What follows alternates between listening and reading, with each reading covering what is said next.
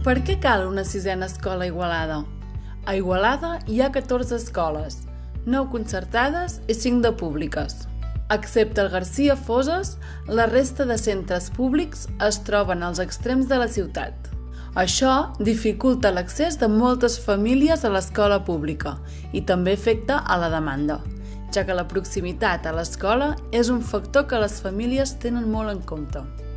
Durant el curs actual, les escoles públiques d'Igualada han rebut el 43% de les preinscripcions, malgrat només puguin oferir el 36% de les places, afavorint així l'augment de matriculacions a les escoles concertades.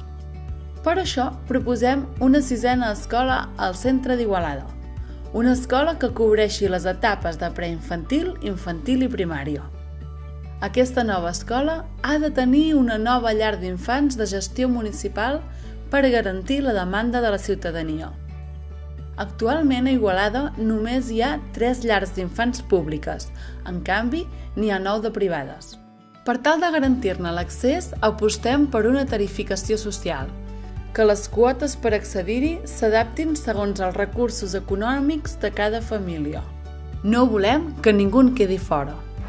La nova escola al centre podria ser de nova construcció o bé es podria explorar la possibilitat de fer un traspàs de titularitat d'un centre concertat a un de públic, una opció que el Departament d'Educació està plantejant a altres municipis.